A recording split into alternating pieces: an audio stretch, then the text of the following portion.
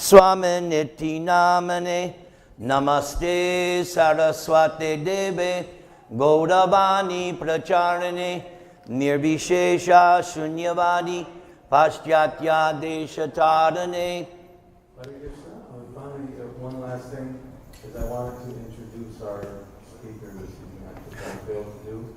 He's such a very dear friend and long-time member of the Krishna consciousness movement. He's a direct disciple of the founder of the Hare Krishna movement.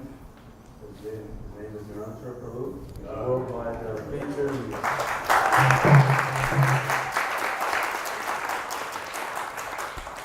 been traveling recently in South America, Central America. He goes everywhere to teach Krishna consciousness, and we're so very, very, very fortunate to have him here.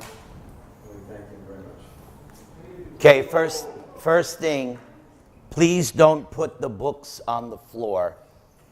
They're as holy as the Bible. So we would ask, in your laps is fine, but not on the floor. Tonight you're going to hear about the person who founded this movement. In 1965, in September, I was 15 years old, and there was a song they were playing. It was the #1 song. How does it feel to be on your own? No direction home. How does it feel? And it's quite apropos that Krishna arranged that song to be the #1 song in September of 1965. In the summer of 65, everybody was chanting, I can't get no satisfaction. And then the call was, help, I need somebody, help.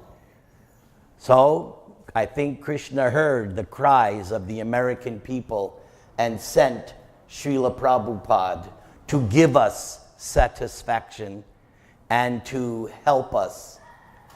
So that event, September 17th, 18th, and 19th of 1965, it has a beginning actually in 1922. At that time, our founder Acharya was known as Abai, and a friend of his urged him to please come and hear a saintly person. But Abai was not so interested because he had seen so many of these quote-unquote sadhus, and he was not impressed. But his friend urged him, no, you must come. So he obliged. And as he entered the room, and as he was offering his respects, even before getting up, Bhakti Siddhanta Saraswati ordered him, you should preach this message of Krishna and Lord Chaitanya. This was their first meeting. Actually, no introduction. Imagine if I told you, I want you to go to Panama tomorrow and preach, you would think, right? Although you could do it. Yes, he says. Very good. What school is this? Where are you from? Cal State Channel Islands. Oh, are you with that? Yes. Very good. These are, oh, very good. You should be giving the class today. Actually, at the end, I will give you the microphone. You can say a few words since you have brought these nice students. Okay?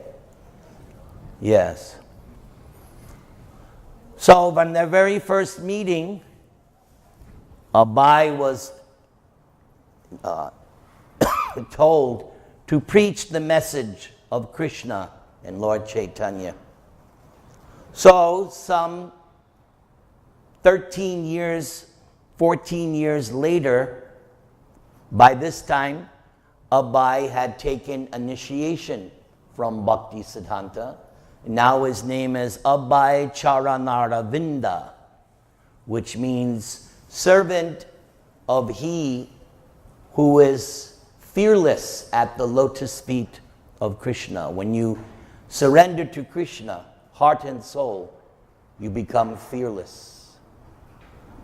So, at that time, as it is written in the history, so this is December 1936, Śrīla Bhaktisiddhanta was in poor health at Jagannath Puri, and Abhay was in Bombay. And he wanted to write to his Guru Maharaj a letter. And he was thinking, he is a little kind upon me. He will understand my request. So he began to write. So here's an excerpt of the letter. Dear Guru Maharaj, please accept my humble obeisances at your lotus feet. You have got many disciples. I am one of them.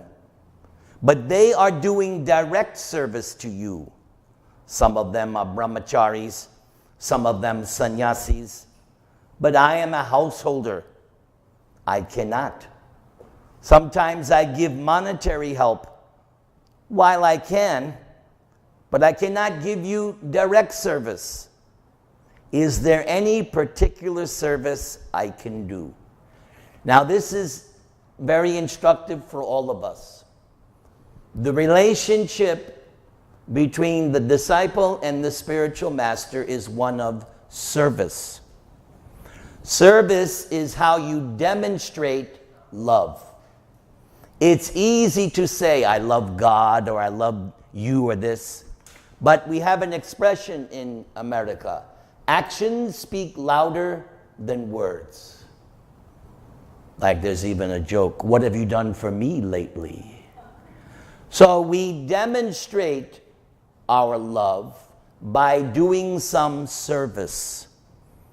Many times I've been invited to speak at weddings or engagements, and I always mention that point, that what is a successful marriage? When the husband is always thinking how to render the best service to the wife, and the wife is simultaneously thinking how to render the best service to the husband. If the two are always thinking like this, never there will be a question of divorce. The honeymoon will last 50 years, like in my case. So service is the real sign of love. There's even an incident with Srila Prabhupada. He had a personal servant, and one day that personal servant was noticing how all the devotees were chanting and showing so much devotion for Prabhupada. And this devotee was thinking, and he told Prabhupada, I don't love you like your other disciples. And Prabhupada immediately said, but do you like to serve me? And the young man said, oh yes, I like serving you. That is your love. Love is you want to serve that person. That's another song. You've got to serve somebody. You're either going to serve Krishna or some illusory entity. The choice is yours. We say, actually you have two choices. Serve Krishna or God, or serve illusion. Take your choice, but you're going to serve, because that is our constitutional position. We're simply servant. So after 2 weeks, Abhay received a reply from his guru. Here is the reply. Very interesting. I am fully confident that you can explain in English our thoughts and arguments to the people who are not conversant with the languages of the other members. This will do much good to yourself as well as to your audience. I have every hope that you can turn yourself into a very good English preacher. If you serve the mission to inculcate the novel impression of Lord Chaitanya's teachings in the people in general, as well as the philosophers and religionists. So this is just before his spiritual master departed from this world. The letter was, "How may I serve you?" Here's the reply. "Explain this philosophy in English." So that was 1936. I'm reading from the authorized biography. Abai at once recognized this to be the same instruction he had received in their first meeting in what year? Who's paying attention? 36. No, we're 36. 1922. You get a ding. The teacher is taking notes, if any of them answer. He took it as a confirmation. There was no doubt as to the purpose of his life. What his spiritual master had said in Calcutta in 1922 had not been a chance remark, nor had that been a chance meeting. The instruction was the same. Turn yourself into a very good English preacher. This will do much good to yourself as well as to your audience. So this is another practical point for all of us. We learn from the Bhagavad Gita. Krishna clearly says who is the most dear to him. Krishna, of course, is God. So God says in the Bhagavad Gita, who is the most dear to him? After all, God is a person. You're a person. Do you have feelings? Do you have likes and dislikes? So if God's a person, does he have feelings? Does he have likes and dislikes? Thank you. You are very intelligent. Mark her down. What is your name? Olivia. All right, Olivia. You have good potential. So, Krishna says in the Gita that one who preaches his message, the message of Bhagavad Gita, that person is most dear to him. And then Krishna further says, and there'll never be anyone more dear.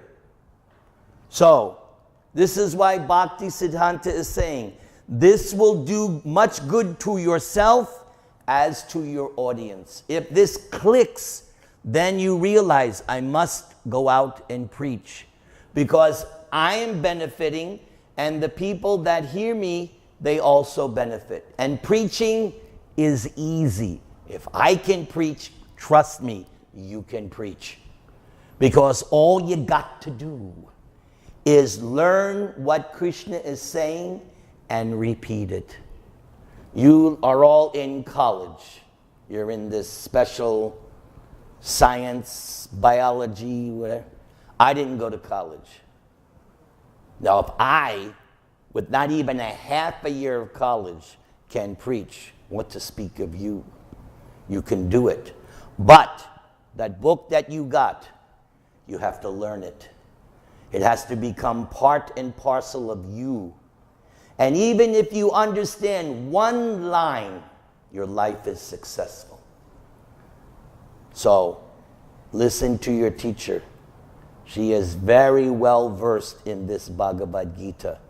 She also regularly gives classes here in this temple on a weekly basis, right? Twice a week? Twice. Well, we should ump that. Should be weekly, Professor. So, learn something of this Bhagavad Gita and then give it to others. That's it. Just share. I go to one temple. I'm not allowed to use the word preach. I'm forbidden. So I said, okay. So I tell the audience, I'm not preaching. I'm sharing. Words don't hang me up. And you can't control me. I'm too smart. So preaching means to share what you have understood, what you have learned, and then give it to others. Even if all you can say is, Hare Krishna. Can you do that? No, wait. I'm asking her. A little louder. One more time, real loud. Very good. Your preaching has begun. Very good. So it's good for you. The medicine is good for you. and the medicine is good for whoever hears you. Be bold. Don't worry. We're still free in America, somewhat. Some other places you won't be able to do this, but it's still America, right? Last time I checked. All right. So that was 1936, just before Bhakti Siddhanta passed away. So from 1936 till 1964, Abhay was constantly meditating on this instruction, but he didn't know exactly how he was going to do it. But he kept that instruction in his heart, and he was always planning, always thinking, how is he going to execute? So here is something that Prabhupada told us about how he was thinking in 1964. He says, I planned that I must go to America. Generally, they go to London, but I did not want to go to London, no offense. I was simply thinking how to go to New York. Forget about it. You can see I'm from New York. So this movement started from New York. Whether I shall go this way, I was scheming. Maybe I should go through Tokyo or this way. Which way is cheaper? That was my proposal, and I was targeting New York always. Sometimes I was dreaming that I have come to New York. So, in less than a year later, Prabhupada's desire to execute the order of the spiritual master became fulfilled. He got a ticket, a free ticket, on an India steamship called the Jaladuta. So here's what happened. After a 35-day journey from Calcutta, the Jaladuta reached Boston's Commonwealth Pier at 5:30 a.m. on September 17th, 1965. So for me, this day, Prabhupada arriving in Boston, this is the greatest day for me in American history. Because, as Naikatma so aptly said, if Srila Prabhupada had not spent his whole life meditating on the order of his guru, and if he had not, now on that boat, 35-day journey, he suffered 2 heart attacks. Did he give up? No. He still had to execute the order of his spiritual master. So his arriving on that day, September 17th, changed everything. As Naikatma said, if he hadn't done that, there would be no temple. And I know in my case, I would be dead by now. The way I was going in my life, I know I wouldn't have reached more than the age of 30. I discovered this movement at the age of 23. I regret that I didn't find this movement until it was already 7 years, 65 to 73, so some times had passed. I wish I had found it earlier, everything when my life would have been different, but better late than never. So if Prabhupada hadn't come, who knows how America would have been by now. But to me, that is my Independence Day. That is my Memorial Day. That is, for me, the greatest day in American history when Prabhupada landed in Boston. He writes, as it says, the ship was to stop briefly in Boston before proceeding to New York. Among the first things Prabhupada saw in America were the letters A and P, just like we have Ralph's. So back then on the East Coast, they had these supermarkets, A and P. So that was the first thing. The gray waterfront dawn revealed the ships in the harbor, a conglomeration of lobster stands and drab buildings, and rising in the distance, the Boston skyline. Prabhupada had to pass through U.S. Immigration and Customs in Boston. His visa allowed him a 3-month stay, and an official stamped it to indicate his expected date of departure. Captain Pandya invited Prabhupada to take a walk into Boston, where the captain intended to do some shopping. They walked across a footbridge into a busy commercial area with old churches, warehouses, office buildings, bars, tawdry bookshops, nightclubs, and restaurants. Prabhupada briefly observed the city, but the most significant thing about his short stay in Boston, aside from the fact that he had now set foot in America, was that at Commonwealth Pier, he wrote another Bengali poem entitled Markine Bhagavat Dharma, Teaching Krishna Consciousness in America. So, Prabhupada came here. Now, it said that he had a 3-month visa. And that 3-month visa turned out to be more than a year.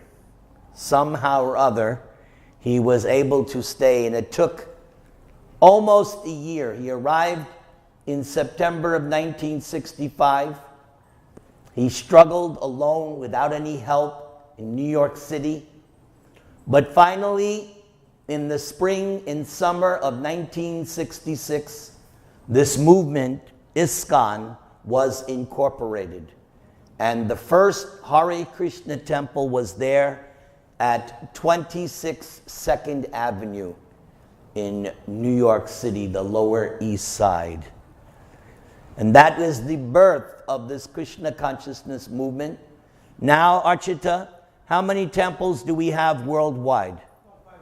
500 temples, and it all started in a little storefront in New York City. This movement is actually a transcendental movement. Anyone who knows how this movement has been going on, it has to be a transcendental movement. Because if it wasn't, materially speaking, we have done so many things wrong. But because it's a transcendental movement, despite our numerous defects and mistakes, this movement is still going strong. And you are now part of it. You're invited. Prabhupada is inviting you to participate in this movement. We hope that you will take that invitation and flourish and thrive. And I saw you looking at something in Bhagavad Gita. Did you see something you liked? But you were opening it. You must have seen something. Pictures, good place to start. The pictures are always a good place to start. See? You're on your way. So I'd like to read to you that poem, because for me, this poem is what rejuvenates me for preaching. I read this poem and I become so inspired. After I read the poem, then Professor will speak a little bit. Can you do that? I will read the poem. So please listen carefully. This is Prabhupada's writing as he arrives in America. It's inspired, and I will try to read it as nicely as possible. My dear Lord Krishna, you are so kind upon this useless soul, but I do not know why you have brought me here. Now you can do whatever you like with me. But I guess you have some business here. Otherwise, why would you bring me to this terrible place? Most of the population here is covered by the material modes of ignorance and passion. absorbed in material life, they think themselves very happy and satisfied, and therefore they have no taste for the transcendental message of Vasudeva. Can everyone say that word? Vasudeva. Students? Vasudeva. Excellent. Give them a hand. They did that really good. Really good. The poem continues. I do not know how they will be able to understand it, but I know your causeless mercy can make everything possible because you, dear Krishna, are the most expert mystic. How will they understand the mellows of devotional service? O Lord, I am simply praying for your mercy so that I will be able to convince them about your message. All living entities have come under the control of your illusory energy by your will. And therefore, if you like, by your will, they can also be released from the clutches of illusion. I wish that you may deliver them.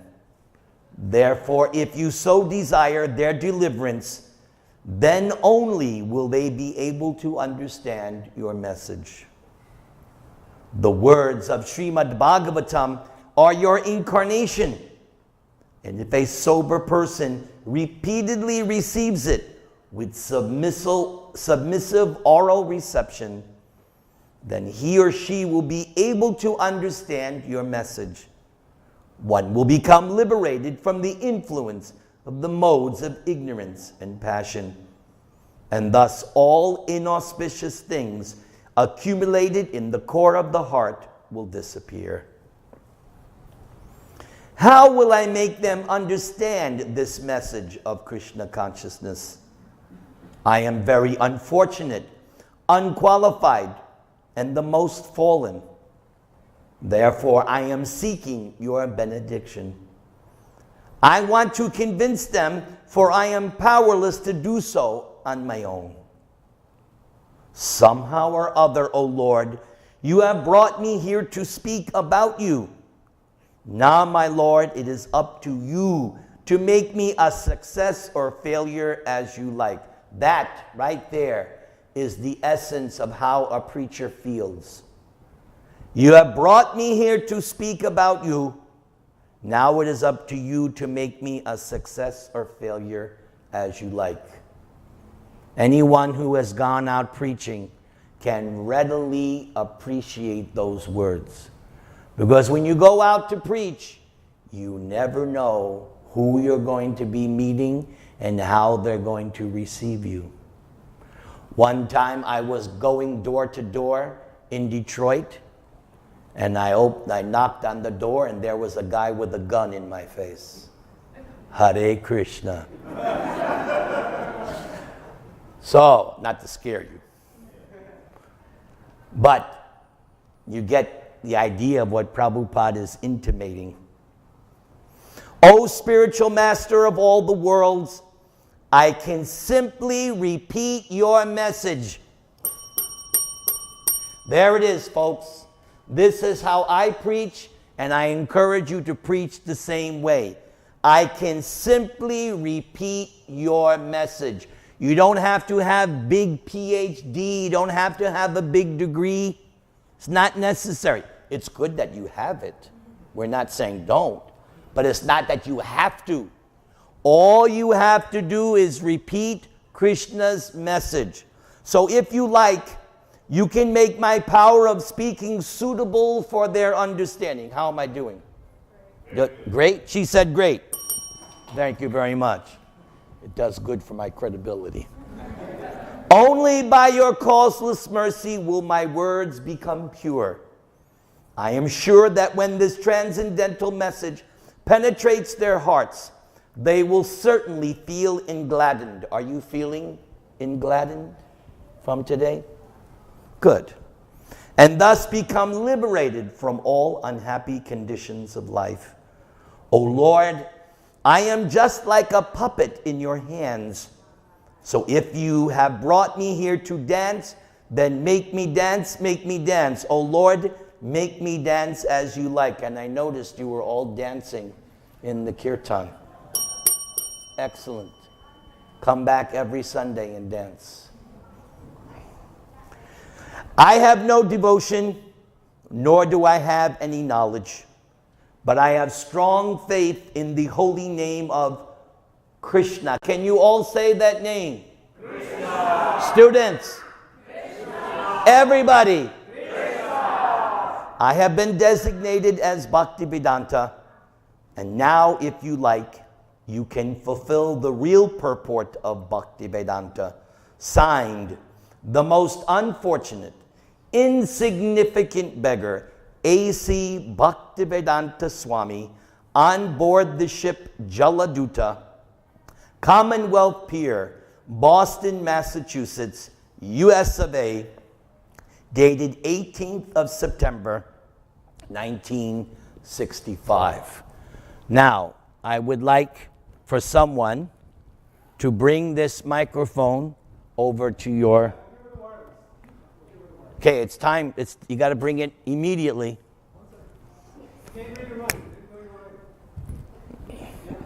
I thought you were a mystic yogi. All right. So, put your hand on Nandini Radha. Feel free to speak as long as you like.